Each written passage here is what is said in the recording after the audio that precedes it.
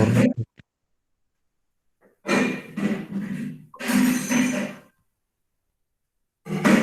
आपण मागच्या लेक्चरमध्ये समाजशास्त्राच्या विकासाच्या अनुषंगाने विवेचन करत होतो आणि हे विवेचन करत असताना जागतिक पातळीवर समाजशास्त्र कसं विकसित होत गेलं या अनुषंगाने Auguste Comte, Herbert Spencer, Karl Marx, Emile Durkheim, त्याचप्रमाणे मग इतर समाजशास्त्रज्ञ त्यांचाही आपण मला वाटतं विचार केला. आपण जागतिक पातळीवर वेस्टर्न कंट्रीज मधील काही महत्वाच्या समाजशास्त्रज्ञांचा जर विचार करायचं ठरवलं, जे समाजशास्त्राच्या विकासातील योगदानाच्या स्वरूपात, तर काही नामोल्लेख करता येऊ शकेल. मी आता त्यांच्या योगदानाचा इथे आता आढावा घेत बसत नाही, कारण तेवढा वेळ आपल्याकडे नाही. मी फक्त अशी कोणती समाजशास्त्रज्ञ आहेत की ज्यांनी साधारणतः समाजशास्त्राच्या विकसनाच्या अनुषंगाने विविध स्वरूपाची संकल्पनात्मक मांडणी, सैद्धांतिक मांडणी केलेली आहे, त्यांचा केवळ मी इथे नामोल्लेख करेन. जसं जर्मनीचा विचार केला तर जर्मनीमधील काही समाजशास्त्रज्ञ ज्यामध्ये वान विजय असेल, टोनीज असतील, विरकांत असेल, जॉर्ज सिमेल असतील, मॅक्स वेबर यांचे योगदान अत्यंत महत्वाचं असं दिसतं.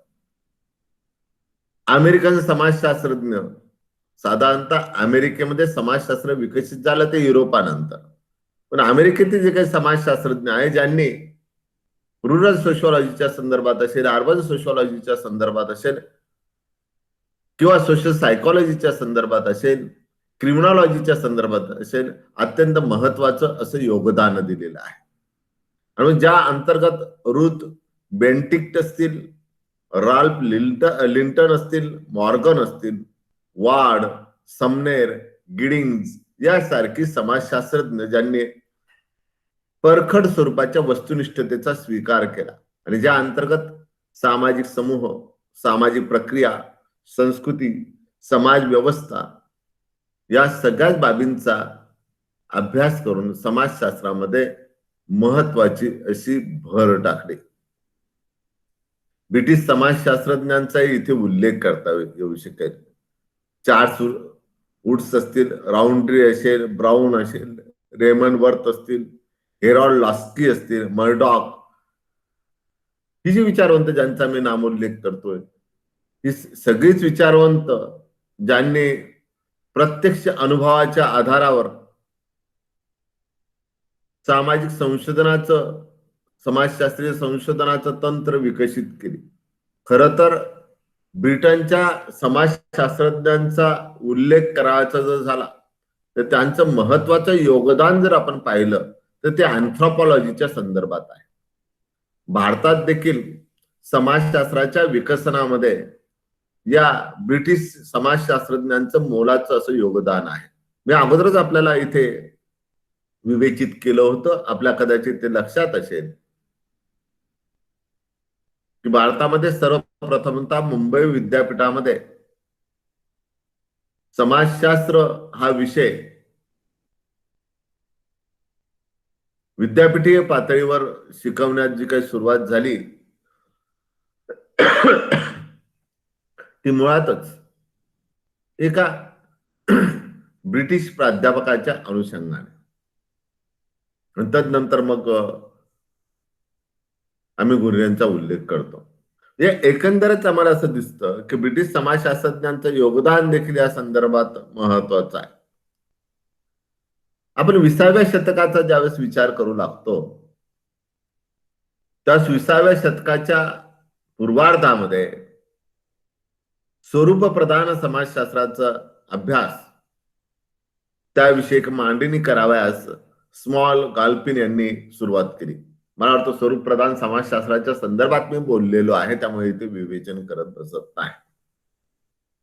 चार्ल्स फुले सारखा विचारवंत ज्याने प्राथमिक समूहाची संकल्पना मांडली आणि सेल्फ क्लास थेअरी नावाचा सिद्धांत त्याने विकसित केला, असा चार्ल्स फुले असेल, किंवा रॉबर्ट पार्क आणि बर्जेस यासारख्या विचारवंतांचा उल्लेख आपल्याला अर्बन सोशिओलॉजीच्या संदर्भात आणि इकॉलॉजीच्या संदर्भात करता येऊ शकतो. म्हणजे नागरी समाजशास्त्र आणि परिस्थितिकी शास्त्राच्या संदर्भात करता येऊ शकतो, की ज्यांचं योगदान रॉबर्ट पार्कचं आणि बर्जेसचं मोठ्या प्रमाणात आहे. मानसिक आधारावर आंतरसंबंधाचं जे काही विवेचन केलं गेलं, हे विवेचन केलं ते रॉस, थॉमस आणि झेनिके यांनी, की एकंदरच आंतरसंबंधाचे आधार मानसिक देखील असू शकतात, या अनुषंगाने त्यांनी केलेली मांडणी पुढे का आपण त्या संदर्भात विवेचन करूया. किंवा तुम्ही ज्या काही संकल्पना या सेमिस्टरला शिकत आहात त्यातील social structure and social system, सामाजिक संरचना आणि सामाजिक व्यवस्था यासारख्या संकल्पनांची मांडणी जी आहे, यासारख्या संकल्पनांचा अभ्यास जो आहे तो टॅलकॉट पार्सन्स आणि मर्डॉक यांनी केला आणि या संकल्पना विकसित झालेल्या दिसतात. सामाजिक आणि सांस्कृतिक गतिशीलता जी आहे, या सामाजिक सांस्कृतिक गतिशीलतेच्या संदर्भात पेट्रिम सोरोकिनचं काम मोठ्या प्रमाणात आहे आणि मग त्यांचाही नामोल्लेख आम्हाला इथे करावा लागेल.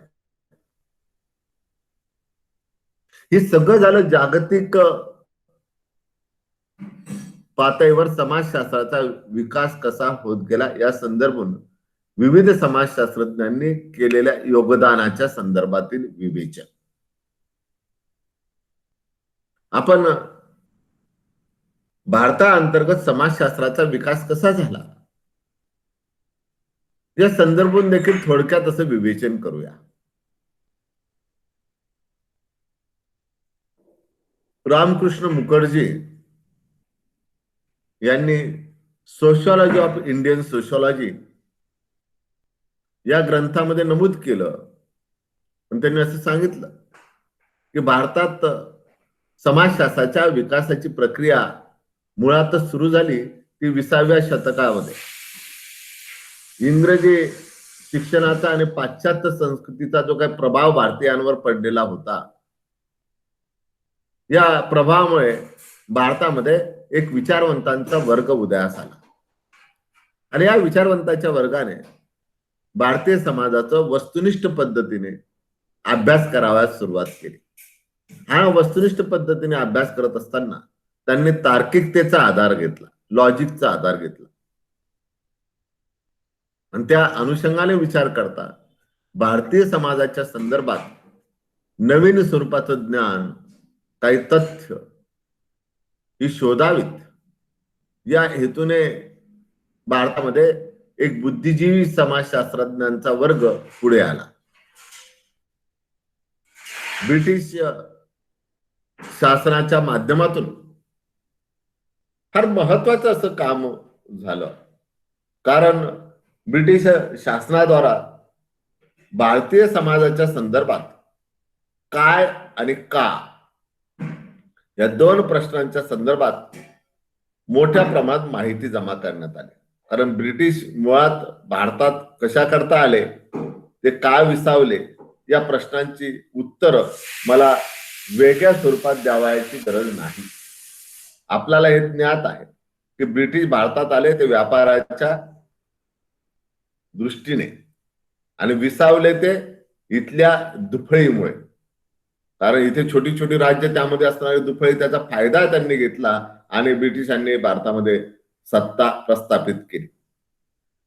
पण ती सत्ता प्रस्थापित करत असताना ब्रिटिशांचा जो चौकसपणा जो आहे तो फार महत्वाचा ठरला आणि ब्रिटिशांचा हा चौकसपणा जो आहे त्या चौकशी वृत्तीमुळे की भारतामध्ये असं का, की याच्या मागची नेमकी कारण काय, या संदर्भामध्ये शोध घ्यावयास सुरुवात केली ब्रिटिशांनी आणि या माहितीला वस्तुनिष्ठ स्वरूप देण्याचा प्रयत्न त्यांनी केला आणि यातूनच खऱ्या अर्थाने समाजशास्त्रीय माहितीच्या विश्लेषणाला सुरुवात झाली असं म्हणता येऊ शकते.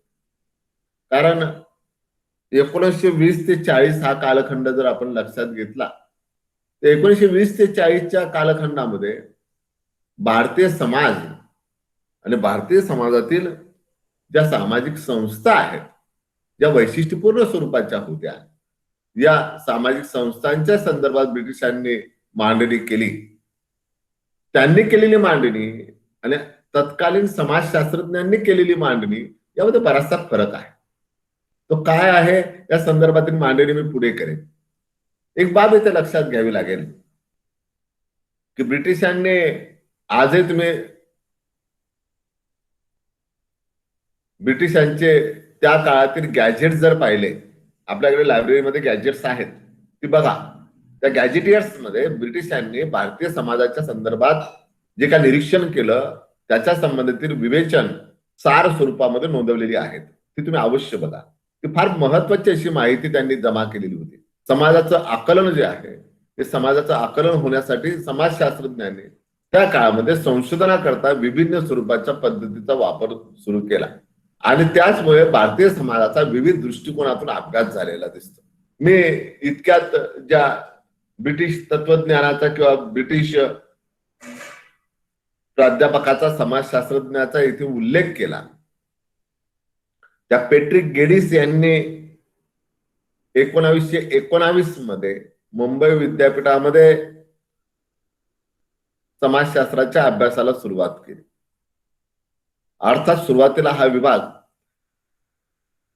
अँथ्रोपॉलॉजी म्हणून होता, सोशल अँथ्रोपॉलॉजी, आणि नंतर त्या विभागाचं रूपांतर समाजशास्त्र, सोशॉलॉजी या विभागामध्ये झालेलं दिसतं.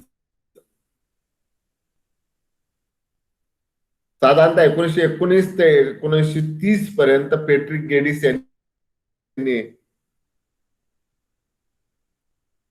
इथे अध्ययन, अध्यापन आणि रिसर्च, संशोधन याचं कार्य केलेलं दिसतं. आणि 1930 नंतर या विभागामध्ये डॉक्टर जे.आर. घुर्रे, गोविंदराव घुर्रे यांनी समाजशास्त्राच्या विभागाचा चार्ज घेतला विभाग प्रमुख म्हणून आणि स्वतंत्र स्वरूपामध्ये समाजशास्त्राच्या अध्ययनाला सुरुवात केली. आणि खऱ्या अर्थाने घुर्रेंच्या काळामध्ये हा अभ्यास तीव्र गतीने झाला. म्हणून आपण भारतीय समाजशास्त्राचा जनक म्हणून डॉक्टर जी.एस. घुर्रेंचा उल्लेख करतो, गोविंद सदाशिव घुर्रेंचा आपण उल्लेख करतो. आता भारतीय समाजशास्त्राच्या विकासामध्ये असं काय घडलं, असे कोणतं योगदान तिथल्या भारतीय समाजशास्त्रज्ञांनी दिलं, त्या संदर्भात अगदी थोडक्यात अशी पार्श्वभूमी मी सांगतो. तुम्हाला हे ज्ञात असेल, भारतातील जाती व्यवस्था, भारतातील कुटुंब व्यवस्था, म्हणजे त्याला आपण फार तर नातेदारी व्यवस्था म्हणून, किन्शिप त्याला म्हणता येऊ शकेल, ही जगातील इतर राष्ट्रांपेक्षा वैशिष्ट्यपूर्ण स्वरूपाची आहे, वेगळी आहे.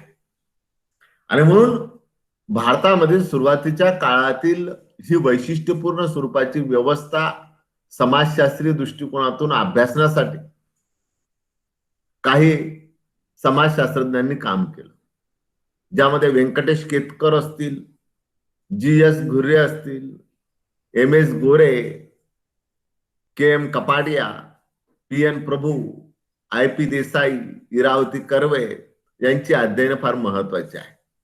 कारण जी.एस. घुर्रेंचं caste and race in India आपल्याकडे लायब्ररीमध्ये ते पुस्तक आहे, ते तुम्ही बघा. किंवा इरावती कर्वेंचं किन्शिप इन इंडिया नावाचं पुस्तक आपल्याकडे लायब्ररीमध्ये आहे, ते तुम्ही बघा. फार महत्वाची अशी अध्ययन, बेसिक स्वरूपाची या समाजाची केली गेलेली ती अध्ययनं आहेत.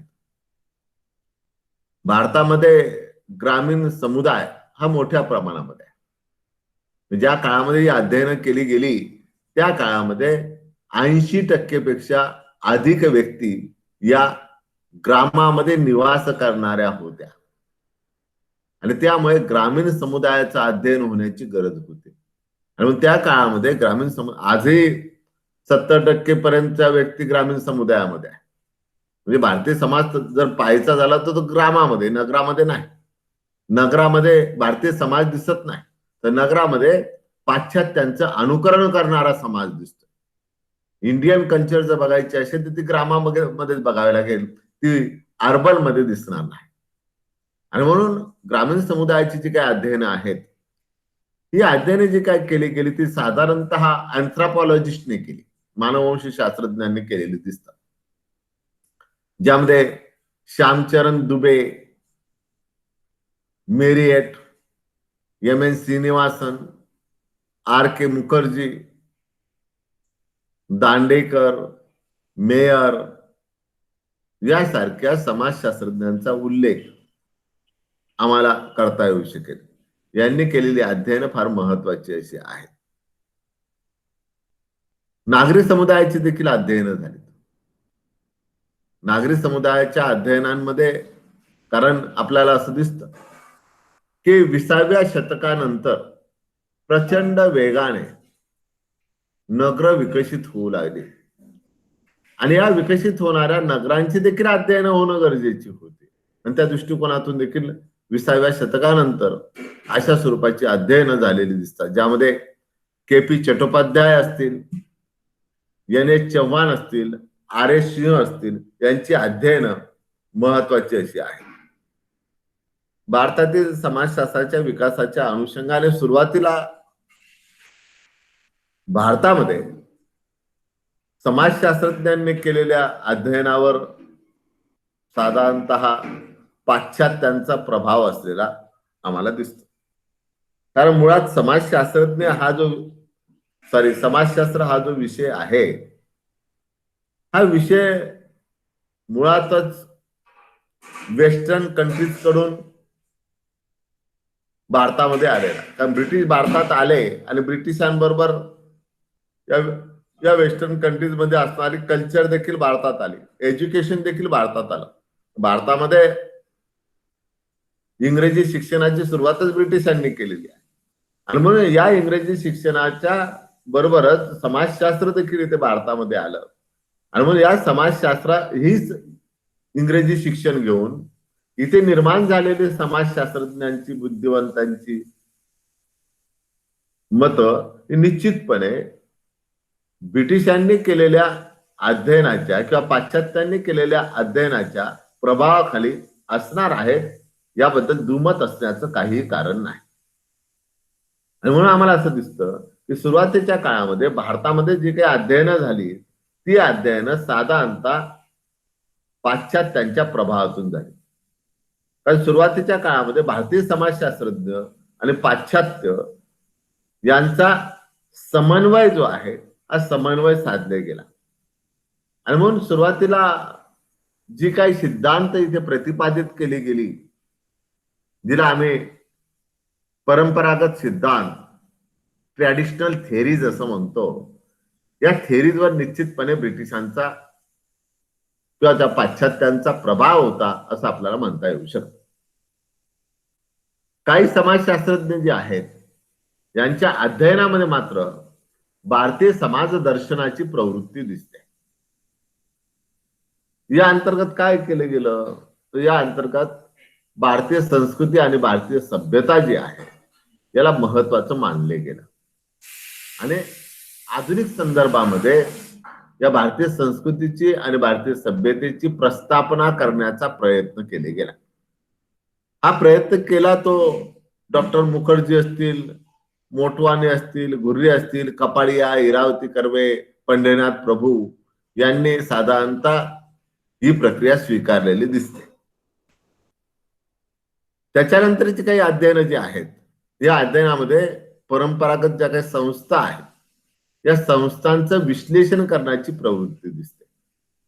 यामध्ये काय विश्लेषण केले गेलं तर भारतामध्ये जाती व्यवस्था, भारतामध्ये असणारे संयुक्त कुटुंब पद्धती, भारतामध्ये असणारी विवाह पद्धती, ग्रामीण समुदाय यांच्या अध्ययनावर साधारणतः नंतरच्या काळामध्ये भर दिले गेला.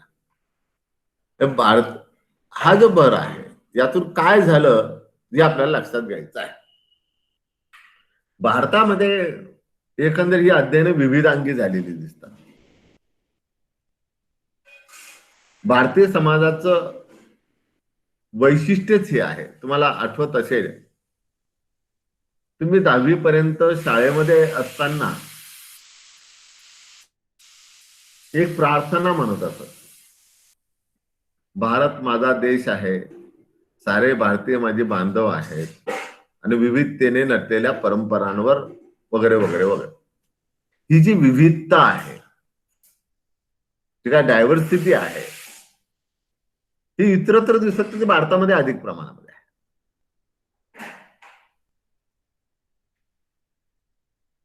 म्हणजे ही जी विविधता ही मापण्याचा प्रयत्न इथल्या समाजशास्त्रज्ञांनी, भारतामध्ये असणारी कुल कुटुंब पद्धती, त्यानंतर संयुक्त कुटुंब पद्धती, ही कुल कुटुंब पद्धती काय आहे? आपल्याकडे कुलाचार करण्याची पद्धत आहे. हा कुलाचार काय आहे याचा कधी तुम्ही विचार केला? तर एकदा बघा काय आहे, त्याच्या मागचं कारण काय हे जाणून घ्या. भारतामध्ये अशी अशी काही सण समारंभ साजरी केली जातात की ज्या सण समारंभाला किनशिप मध्ये जे असतात, नातेदारी व्यवस्थेमध्ये ज्या व्यक्ती आहेत त्या सगळ्यांना एकत्रित आणले जातात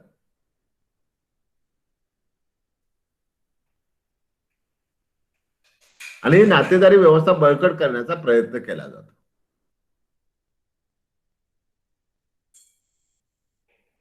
आणि मग नातेदारीच्या संदर्भात असणारे हे वैशिष्ट्यपूर्ण स्वरूपाची बाब टिपण्याचा प्रयत्न, शोधण्याचा, मांडण्याचा प्रयत्न समाजशास्त्रज्ञांनी केलेला दिसतो. इथली असणारी जाती व्यवस्था ती वैशिष्ट्यपूर्ण आहे. जगामध्ये इतरत्र कुठे जाती व्यवस्था दिसत नाही. जरी असं म्हटलं जात असेल की जाती व्यवस्था ही श्रेष्ठ कनिष्ठत्वाच्या तत्वावर उभी असलेली अन्यायपूर्वक स्वरूपाची व्यवस्था आहे. मग प्रश्न येतो, जे ब्रिटिशांना प्रश्न पडले होते, का आणि काय? मग प्रश्न येतो तो, असं असताना देखील ही व्यवस्था का टिकून राहिली? का हजारो वर्ष टिकून राहिली? मग त्याच्या मागचं कारण काय आहे ते शोधण्याचा प्रयत्न इथल्या समाजशास्त्रज्ञांनी केला. इथली वर्ण व्यवस्था ती का टिकून राहिली? आणि सगळ्यात महत्वाची इथली आहे ती आर्थिक व्यवस्था, जी बलुता व्यवस्था म्हणून, बलुतेदारी व्यवस्था म्हणून ओळखली जाते. बलुता सिस्टीम ही वैशिष्ट्यपूर्ण आहे. आणि जी बलुता सिस्टीम त्या जाती पद्धतीवर, त्या वर्ण व्यवस्थेवर उभी आहे. म्हणजे जाती व्यवस्था टिकण्याचं कारण त्या बलुता सिस्टीम मध्ये देखील दिसतं.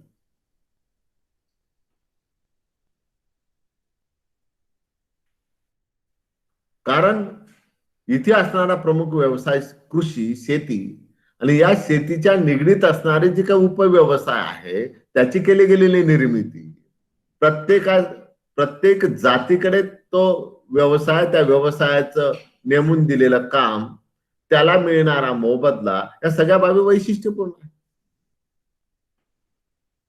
त्या ग्रामामध्ये असणारा तो कुणबी, कुणबी जो शेती करतो तो, ज्याला कुणबी असं म्हटलं गेलं, शेतीची मालकी असणारा हा कुणबी, आणि या कुणब्याच्या दिमतीला असणारे बलुतेदार. मग तो महार असेल, चांभार असेल, सुतार असेल, लोहार असेल, कुंभार असेल, सोनार असेल, अशी जी 12 बलुतेदार आहे, ही 12 बलुतेदार आणि त्याचबरोबर 18 आलुतेदार यांची असणारी ही व्यवस्था ही वैशिष्ट्यपूर्ण होती. आणि याचा अभ्यास करणं देखील महत्वाचं होतं. ही अभ्यास जी आहे, मी ज्यांचा उल्लेख करतो, हे सगळेच अभ्यास सुरुवातीच्या काळामध्ये भारतीय समाजशास्त्रज्ञांनी केली आणि इथली समाज व्यवस्था जाणून घेण्याचा प्रयत्न केला.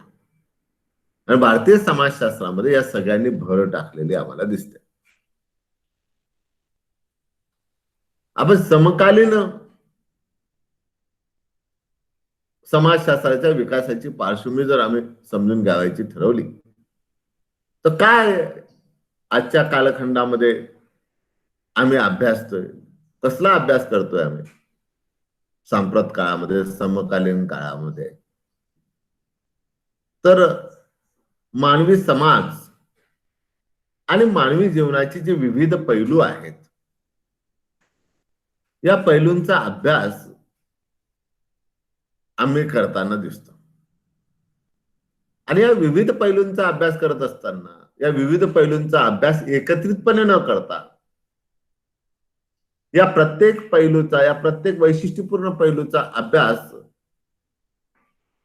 करण्यासाठी आज सांप्रत काळामध्ये, आज समकालीन समाजशास्त्राचा विचार करता अनेक उपव्यवस्था निर्माण केल्या दिसतात, उपशाखांची निर्मिती केलेली दिसते, ज्या अंतर्गत सोशॉलॉजी ऑफ नॉलेज, ज्ञानाचं समाजशास्त्र, सोशॉलॉजी ऑफ रिलिजन, धर्माचे समाजशास्त्र, साहित्याचं समाजशास्त्र, sociology of literature, sociology of education, शिक्षणाचं समाजशास्त्र, मेडिकल सोशॉलॉजी, वैद्यकीय समाजशास्त्र, सोशॉलॉजी ऑफ एन्व्हायरमेंट, पर्यावरणाचं समाजशास्त्र, रुरल सोशॉलॉजी, ग्रामीण समाजशास्त्र, अर्बन सोशॉलॉजी, नागरी समाजशास्त्र, ट्रायबल सोशॉलॉजी, आदिवासी समाजशास्त्र, इंडस्ट्रियल सोशॉलॉजी, औद्योगिक समाजशास्त्र, सोशॉलॉजी ऑफ लॉ, कायद्याचे समाजशास्त्र, सोशॉलॉजी ऑफ जेंडर, लिंगभावाचे समाजशास्त्र, सोशॉलॉजी ऑफ स्पोर्ट, खेळाचे समाजशास्त्र, अशा अनेक उपशाखा आज उदयास आलेल्या आहेत. त्या उपशाखांचा अभ्यास आज साकल्यपूर्णरित्या भारतामध्ये विविध विद्यापीठा अंतर्गत केला जात आहे. या विविध उपशाखा अंतर्गत संशोधन केलं जात आहे आणि हा समकालीन समाजशास्त्राचा असलेला विकास आहे. आजच्या कालखंडामध्ये या पद्धतीने विकास व्हायला सुरुवात झाली. आजच्या कालखंडामध्ये या उपशाखांच्या अनुषंगाने विकास व्हायला सुरुवात झाली, कारण या उपशाखा ज्या आहेत, या उपशाखांची गरज आज भासली. कारण समाज जीवनाचे विविध पैलू एकत्रितपणे अभ्यासता येणं सहज शक्य नव्हतं.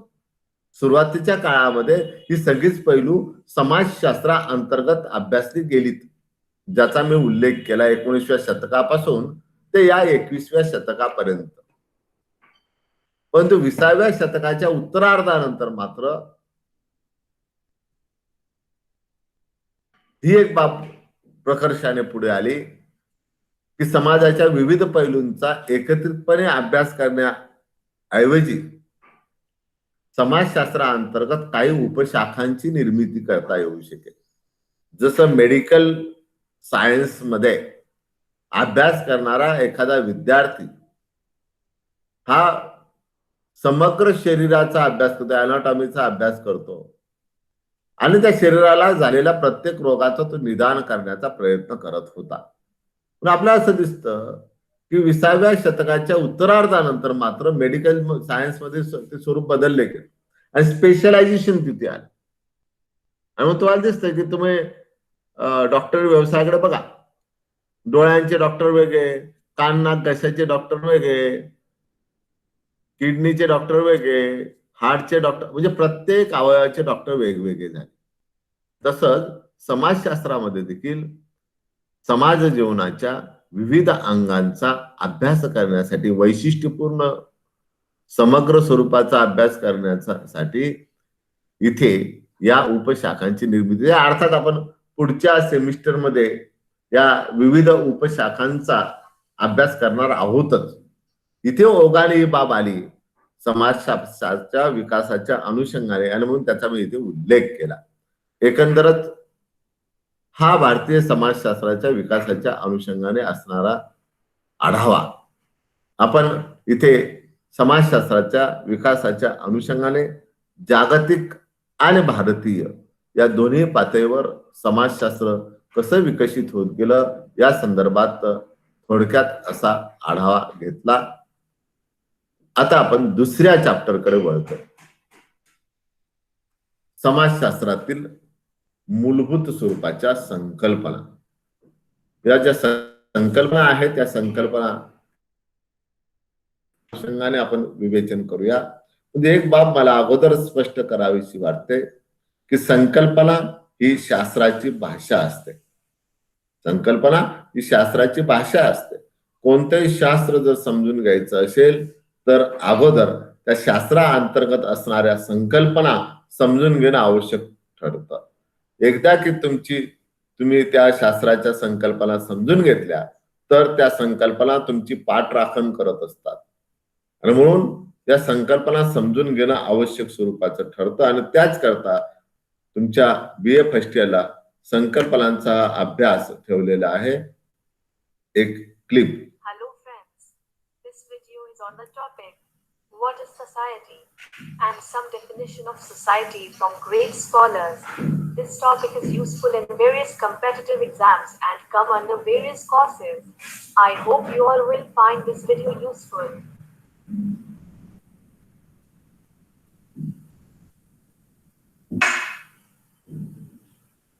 The term society comes from the Latin word socius, which means companionship or friendship.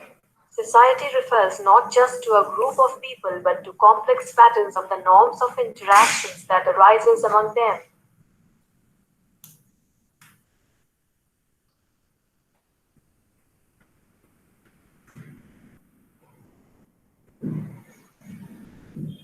It is often understood as a tangible entity. It is a mental construct which we realize in everyday life but cannot see it. Society exists only where social beings behave towards one another in ways determined by their recognition of one another.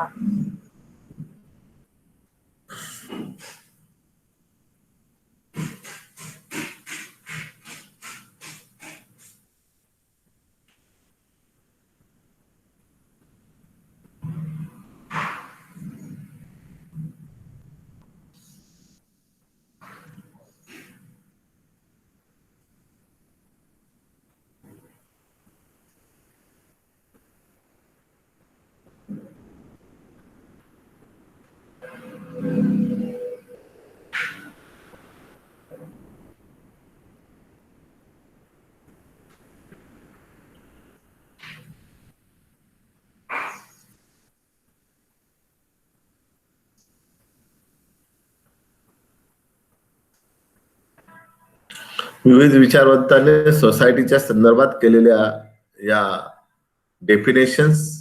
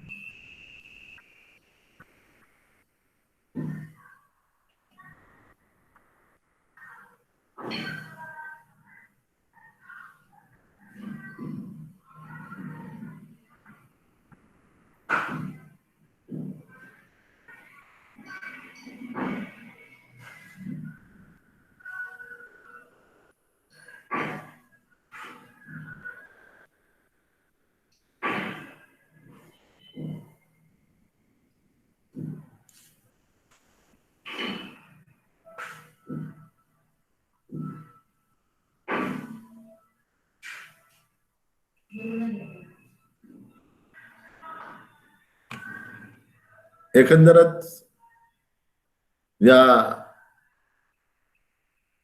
विविध व्याख्या ज्यांच्या अनुषंगाने तुम्हाला समाज ही संकल्पना लक्षात येण्यासाठी या काही व्याख्या त्या क्लिप मध्ये होत्या. आपण त्याच व्याख्या त्यांचे विवेचन करूया. या चॅप्टर मध्ये तुम्हाला ज्या संकल्पना शिकायच्या आहेत त्या संकल्पनांमध्ये समाज, सोसायटी ही संकल्पना तुम्ही शिकणार आहात. ज्या अंतर्गत सोसायटी म्हणजे नेमकं काय, म्हणजे त्याच्या डेफिनेशन्स आम्ही बघू. आणि त्याची कॅरेक्टरिस्टिक्स म्हणजे त्याची वैशिष्ट्ये आपण बघू. या विविध स्वरूपाच्या व्याख्या आपण बघणार आहोत, परंतु त्या मात्र आपण नंतरच्या लेक्चरमध्ये बघणार. तूर्त आपण थांबूया. आपण प्रेझेंटी दिली असेल तर लेफ्ट व्हायला हरकत नाही. Thank you sir. नमस्कार. Thank you sir.